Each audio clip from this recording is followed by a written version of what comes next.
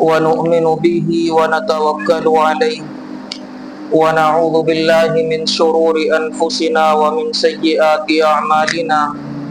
من يهده الله فلا مضل له ومن يضلله فلا هادي له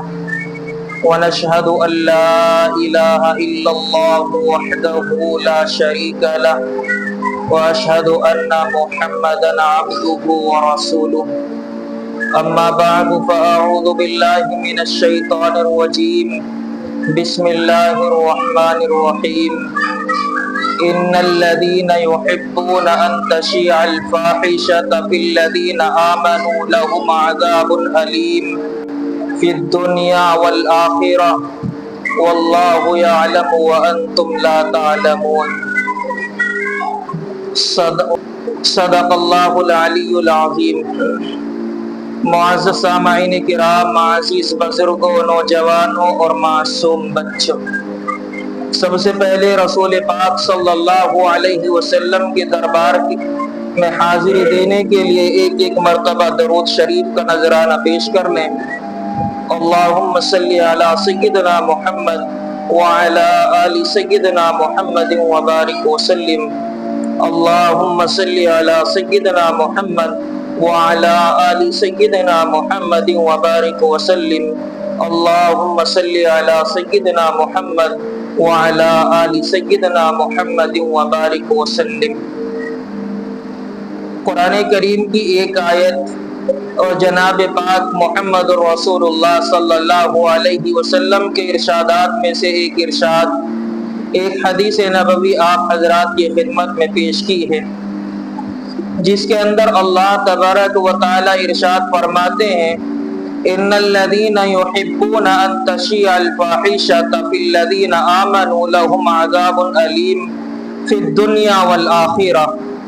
کہ جو کوئی بھی انسان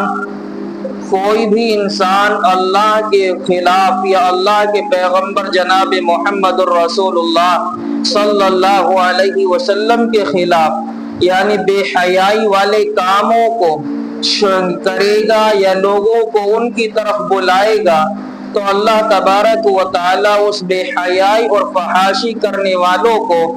دنیا میں بھی عذاب عطا فرماتے ہیں اور آخرت میں بھی عذاب دیتے ہیں۔ واللہ یعلم وانتم لا تعلمون، اور اللہ تبارک و تعالی کی ذات وہ ذات ہے جو آپ جانتے ہیں لیکن ہم نہیں جانتے، یعنی اللہ فرماتا ہے کہ ہم جانتے ہیں تم نہیں جانتے۔ واللہ یعلم وانتم لا تعلمون۔ تو آج صورتحال ہمارے ملک کی اور دیگر ممالک کی، اور اس کے ساتھ ساتھ اگر بین الاقوامی طریقے سے دیکھا جائے تو پوری دنیا کے اندر اس وقت میں ہندوستان اور دیگر ممالک کے لوگ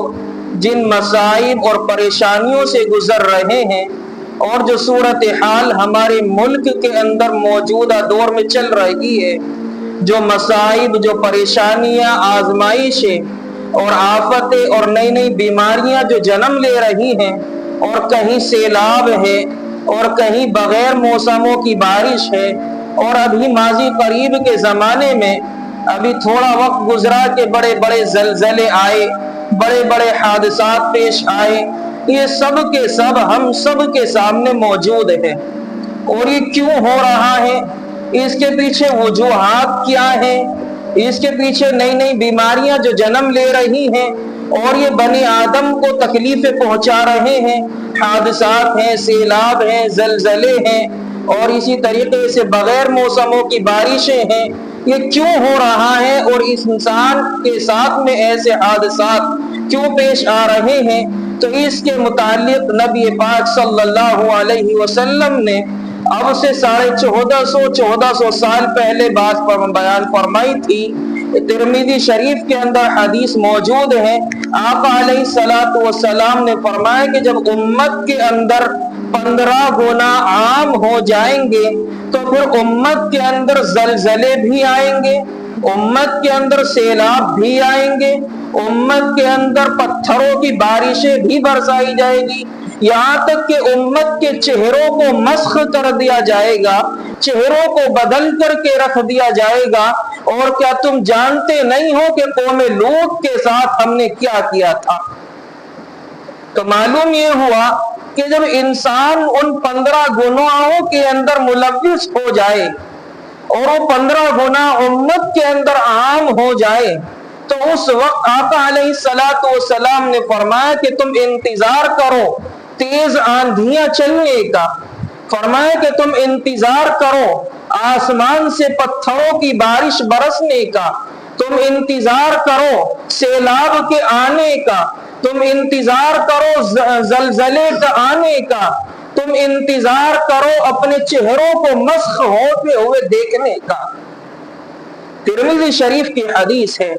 فرمایا رسول پاک صلی اللہ علیہ وسلم نے کہ 15 گناہ کون کون سے ہیں جن کی وجہ سے یہ عذاب آتے ہیں؟ اس سے قبل ایک بات اور ارشاد فرمائی، کہاں اللہ کے محبوب صلی اللہ علیہ وسلم نے جب یہ گناہ عام ہو جائیں گے اور ہر فرد کے اندر، ہر قوم کے اندر، قبیلے کے اندر یہ گناہ پائے جانے لگیں گے تو اس وقت اللہ کے عذاب اس طریقے سے نازل ہوں گے جس طریقے سے انسان کے ہاتھ میں کوئی تسبیح ہو یا انسان کے ہاتھ میں موتیوں کی مالا ہو، وہ ٹوٹ جائے اور ایک کے بعد دیگر، ایک کے بعد دوسرا دانہ زمین پر گرتا ہے، وہ تھامنے سے رکنے والا نہیں ہوتا۔ بالکل اسی طریقے سے اللہ کے عذاب نازل ہونا امت پر شروع ہو جائیں گے، ایک کے بعد دوسرا بڑے سے بڑا عذاب نازل ہوگا۔ اس میں فرمایا کہ سب سے پہلا گناہ انسان کے اندر یہ ہوگا کہ انسان جب لوگ سرکاری خزانے کو، بیت المال کے مال کو اپنا مال سمجھ کر کے استعمال کرنا شروع کر دے، کہ جب سرکاری خزانے کو اپنا مال سمجھ کر کھانا شروع کر دے تو اس وقت میں زلزلوں کا انتظار کرو، اس وقت میں سیلاب کا انتظار کرو، تیز آندھیاں چلنے کا انتظار کرو۔ آج یہ میرے ملک میں نہیں بلکہ پوری دنیا کے اندر یہ وبال مچا ہوا ہے، وزیر اعظم سے لے کر اور چپڑاسی تک کوئی انسان ایسا نہیں ہے جو اس رعایا کے مال کو اپنے حلق سے نیچے نہ اتار رہا۔ یہاں تک کہ کہنے کے لیے ہم پیش کرتے ہیں اور اپنی آنکھوں سے دیکھا ہے، بہت سارے ہمارے گاؤں کے پردھان اور اس سے آگے چلے ایم ایل اے، اس سے آگے چلے ودھایک اور چلتے چلتے آپ پی ایم چپڑاسی تک پہنچ جائیں تو ان کی گاڑیوں کے پیٹرول سے لے کر گھر کی تھوڑی سے تھوڑی ضرورت تک رعایا کے پیسے سے پوری ہوتی ہے۔ اس کے ساتھ ساتھ ان کے اپنے شراب و زنا کباب اور یہاں تک کہ گاڑیوں کے پیٹرول، ان کے گھومنے پھرنے کی عیاشیاں اور مکاریاں، یہ سب رعایت کے پیسے سے ادا کی جاتی ہے جو کہ سرکاری خزانہ ہے۔ فرمایا نبی پاک صلی اللہ علیہ وسلم نے جب یہ گناہ عام ہو جائے تو پھر انتظار کرو تیز آندھیوں کا، پھر انتظار کرو اپنے چہروں کو بدلنے کا، انہیں مسخ ہو جانے کا، پھر انتظار کرو پتھروں کی بارشوں کا، سیلاب اور زلزلوں کا۔ یہ گناہ عام ہو چکا ہے۔ اب سے پہلے حضرات صحابہ کرام رضوان اللہ تعالی علیہم اجمعین کا دور آیا، ان کے بعد اسلاف امت کا دور آیا، ان لوگوں نے بھی بادشاہیت کو کیا لیکن کس طریقے سے کیا؟ جناب محمد الرسول اللہ صلی اللہ علیہ وسلم کے خلیفہ ہے حضرت عمر بن خطاب رضی اللہ تعالی عنہ، خلیفۃ المسلمین، دوسرے نمبر کے خلیفہ ہوئے ہیں۔ ایک مرتبہ دوڑ لگاتے ہوئے راستے میں جا رہے تھے، راستے میں حضرت علی المرتضی رضی اللہ تعالیٰ عنہ ملے اور فرمایا کہ اے عمر بن خطاب کہاں دوڑ لگا رہے ہو؟ کہا کہ بیت المال کا اونٹ بھاگ گیا ہے، اسے تلاش کرنے کے لیے جا رہا ہوں۔ یہ کون تھا؟ یہ وقت کا بادشاہ تھا، 22 لاکھ مربع میل پر حکمرانی کرنے والا یہ وزیر اعلیٰ تھا۔ اور اس سے آگے بڑھ کر کے چلے تو یہ اگر حکم دیتے اپنی کسی رعایا کو تو ان کی بات کو مان لیا جاتا، لیکن خود اونٹ کی تلاش میں وقت کا بادشاہ نکلا ہے۔ یہ انصاف پرست لوگ تھے تو ان کے زمانے میں کوئی ایسے حادثات، اتنے مشکلات پیش نہیں آتی تھی۔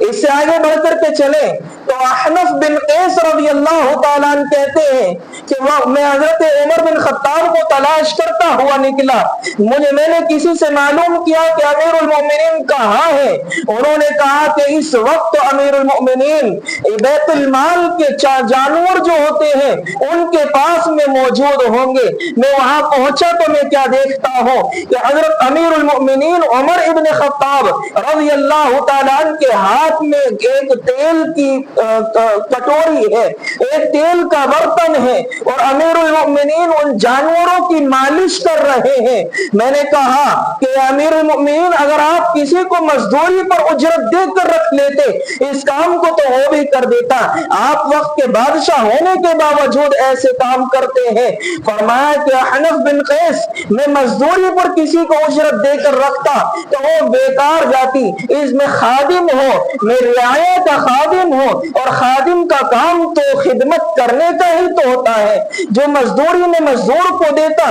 کیوں نہ اس سے کسی کا بھلا ہو جائے؟ کہ بادشاہ وقت تھے، انہی کا بیٹا ہے حضرت عبداللہ ابن عمر رضی اللہ تعالیٰ عنہ، بازار میں کھڑے ہوئے اپنے اونٹ کو فروخت کر رہے تھے۔ حضرت عمر رضی اللہ تعالیٰ عنہ نے دیکھا تو فرمایا کہ بیٹا یہ اونٹ کہاں سے آیا، کس کا اونٹ ہے؟ کہنے لگے کہ مجھے یہ بیت المال میں سے ملا تھا اور میرے پاس یہ آیا تھا اور میں نے اسے بیت المال کے اندر ہی رکھا ہوا تھا۔ تو کہا کہ اس نے تو کھایا پیا بھی وہیں سے ہوگا۔ فرمایا کہ یہ بادشاہ کا بیٹے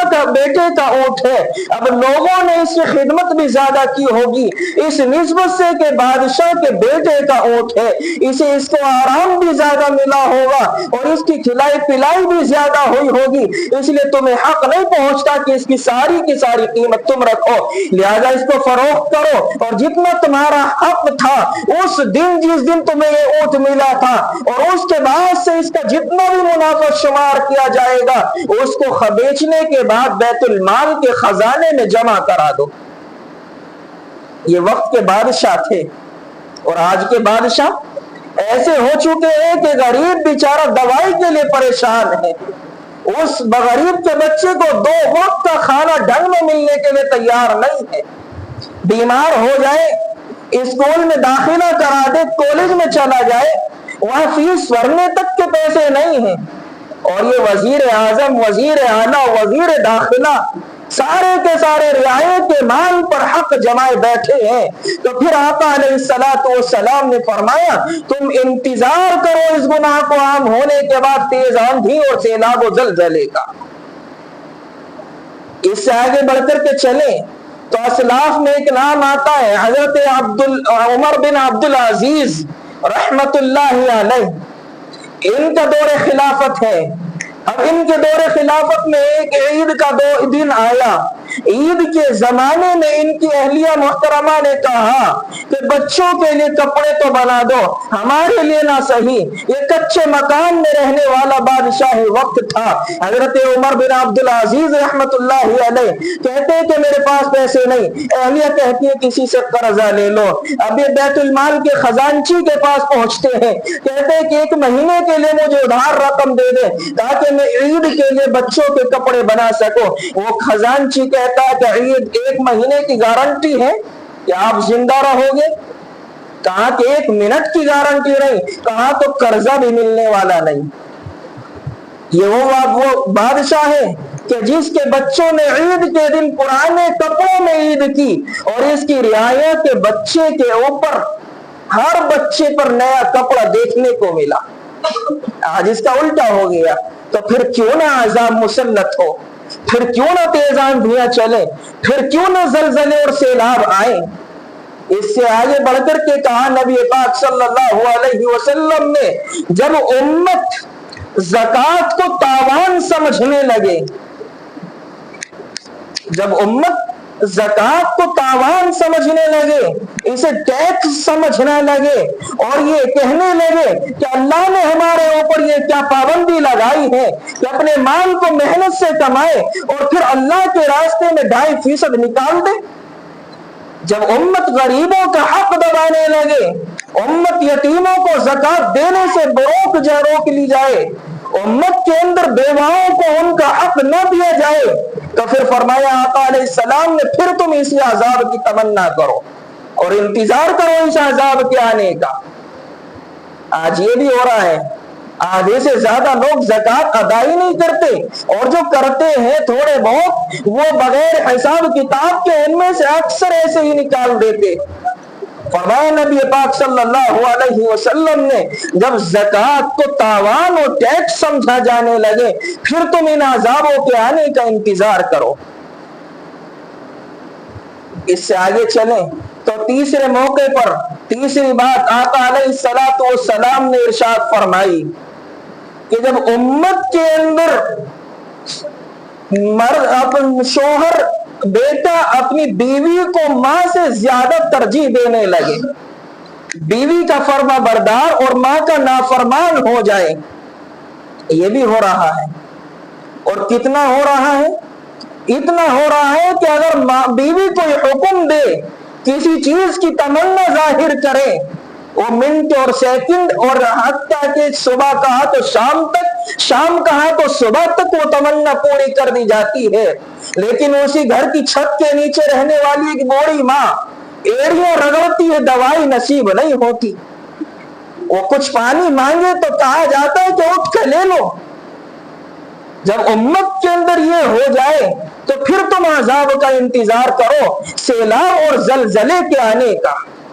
تیز آندھیاں اور اپنے چہروں کو مسخ ہو جانے کا۔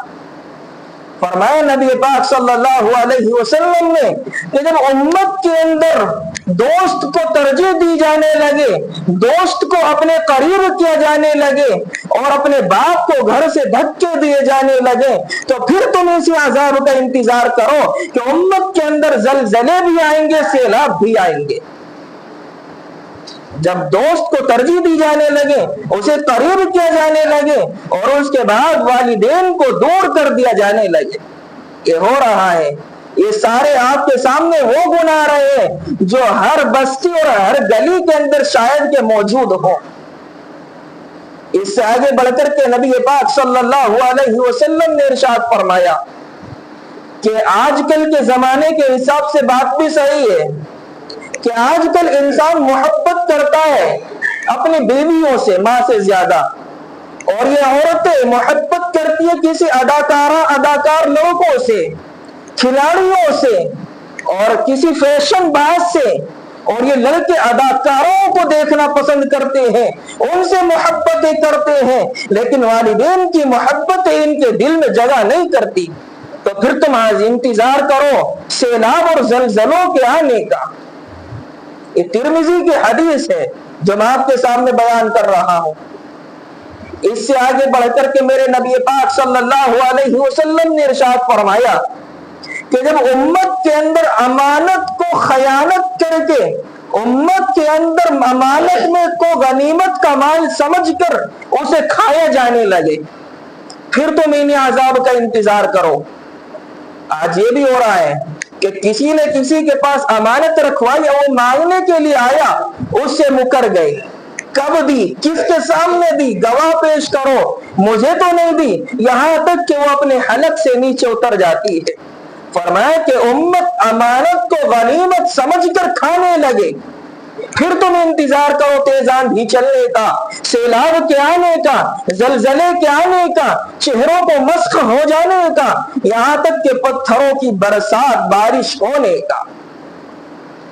تم انتظار کرو۔ پھر نبی پاک صلی اللہ علیہ وسلم نے ارشاد فرمائی کہ جب امت کے اندر، مسجدوں کے اندر آوازوں کو بلند کیا جانے لگے پھر انہیں عذاب کا انتظار کرو۔ آج یہ بھی ہو رہا ہے، مسجد کے اندر آئیں گے چیختے پکارتے ہوئے، یہاں تک کہ پہلی صف کے اندر بیٹھ کر کے باتیں بند نہ ہو،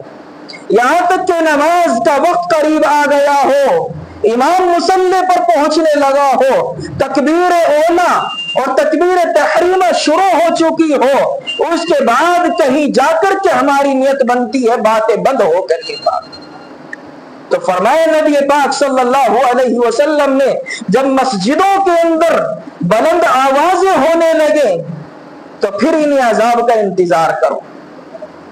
آج کل دیکھا جاتا ہے مسجدوں میں آتے ہیں موبائل کی رنگٹون کو فل کر کے اس میں گانے لگے ہوئے ہوتے ہیں، اور پھر ہوتا یہ ہے کہ فون آیا، مسجد کے اندر بے حیائی والا گانا شروع ہو گیا، اس کا ادب و احترام کچھ نہ رہا، جبکہ قرآن کریم کہتا ہے انما یعمر مساجد اللہ من آمن باللہ، کہ اللہ کے گھروں کو تو وہ لوگ آباد کرتے جو ایمان والے ہوتے ہیں۔ ہم آباد کرنے کے ساتھ ساتھ اس میں اس طریقے سے آباد کرتے ہیں کہ آتے تو ہیں لیکن بے حیائی کے لیے، فحاشی اور عریانی کے لیے، یہاں تک کہ دیکھا جاتا ہے کہ مسجدوں کے اندر موبائل کی اسکرین کو کھولا جاتا ہے تو اس پر کسی غیر محرم کا فوٹو لگا ہوا ہوتا ہے اور وہ مسجدوں کے اندر چلائے جاتے ہیں۔ تو نبی اکرم صلی اللہ علیہ وسلم نے فرمایا پھر تم ان سارے عذابوں کا انتظار کرو، یکے بعد دیگر دوسرا عذاب، ایک کے بعد دوسرا عذاب ضرور آئے گا، اس لیے کہ نبی پاک صلی اللہ علیہ وسلم کی زبان مبارک سے نکلنے والے الفاظ جھوٹے نہیں ہو سکتے، جس کو قرآن کریم خود کہتا ہو وَمَا يَنْطِقُ عَنِ الْهَوَىٰ إِنْ هُوَ إِلَّا وَحْيٌ يُوحَىٰ، نبی کچھ اپنی طرف سے نہیں کہتا بلکہ وہ تو وہ کہتا ہے جو کچھ اللہ اسے وحی کے ذریعے کہلواتا ہے،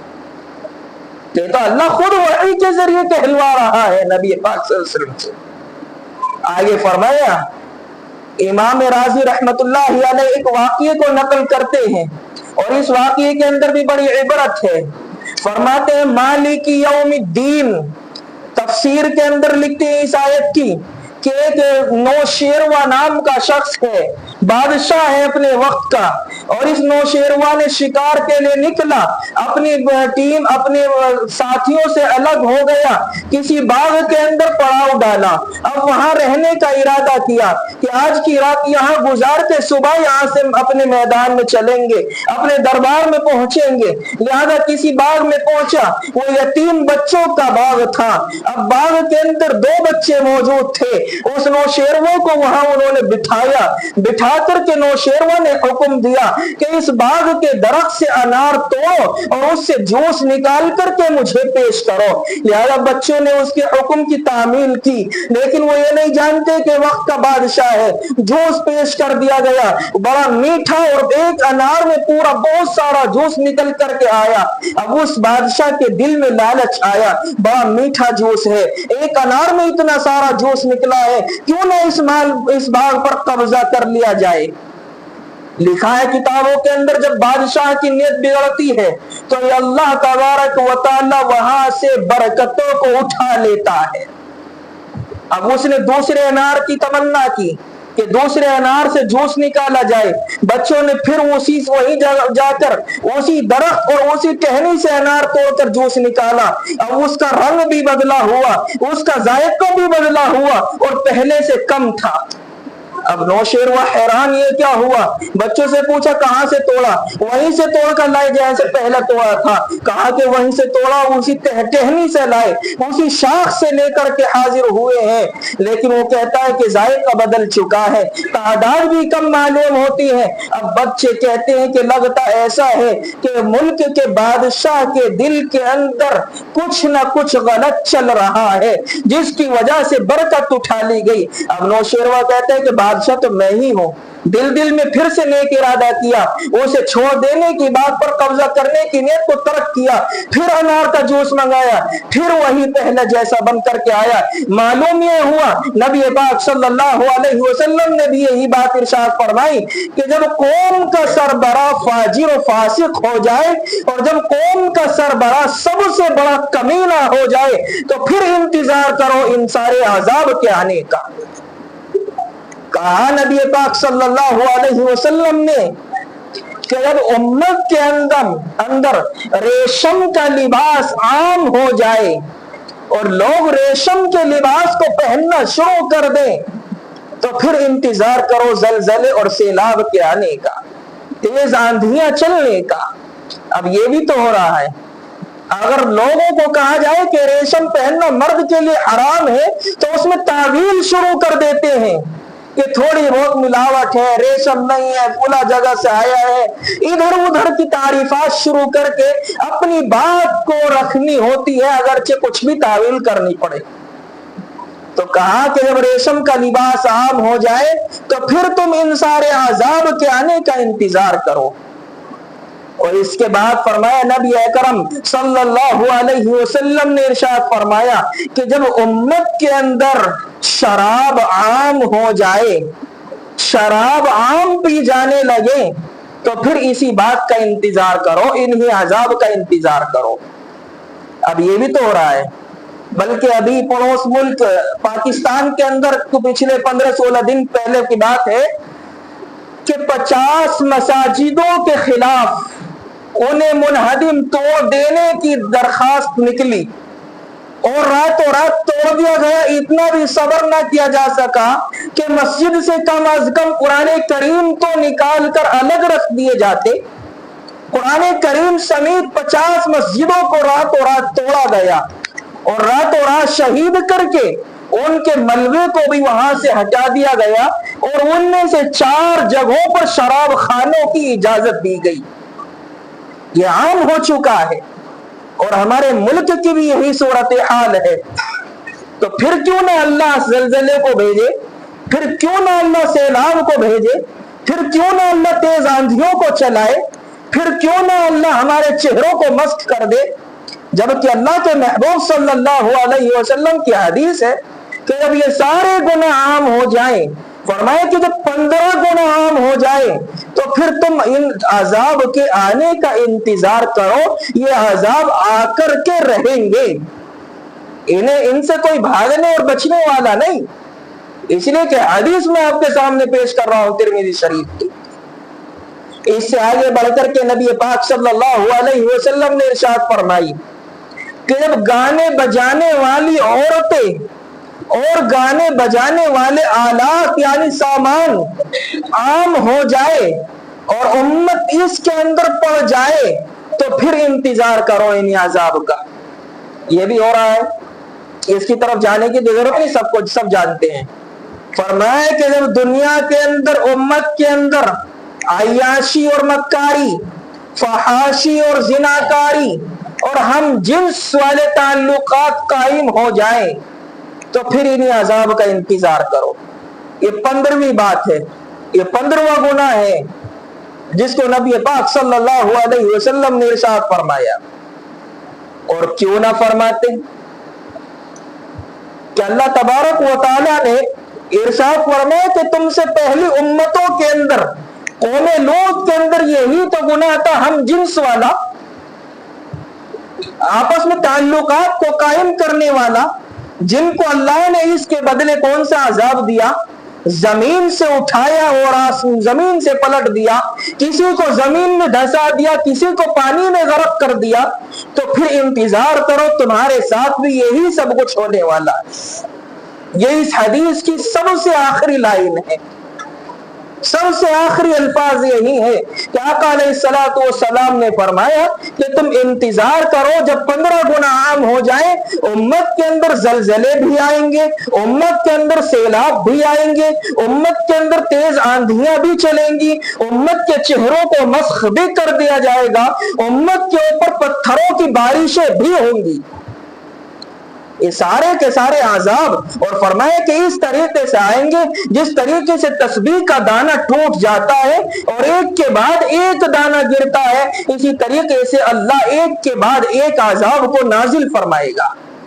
اور یہ ہو رہا ہے۔ ابھی بدھ کے دن بھائی شیر خان صاحب نے بتایا، پتہ نہیں کون سی جگہ ہے، میں تو جانتا بھی نہیں، کہ پورا کا پورا گاؤں ایک پہاڑ کے ذریعے سے زمین کے اندر دب گیا۔ آپ کے سامنے موجود ہے، ان کا بیٹا خود وہاں رہتا ہے شاید، یہ بتا رہے تھے۔ تو یہ سب کیوں ہو رہا ہے؟ یہ سب اللہ کے عذاب کیوں آ رہے ہیں؟ صرف اور صرف ان 15 گناہوں کی وجہ سے، جو کہ ترمذی کی حدیث میں نے آپ کے سامنے پیش کی ہے۔ اللہ ہم سب کو ان گناہوں سے محفوظ فرمائے اور امت کی حفاظت فرمائے۔ وآخر الدعوانا ان الحمد للہ رب العالمین۔ سنت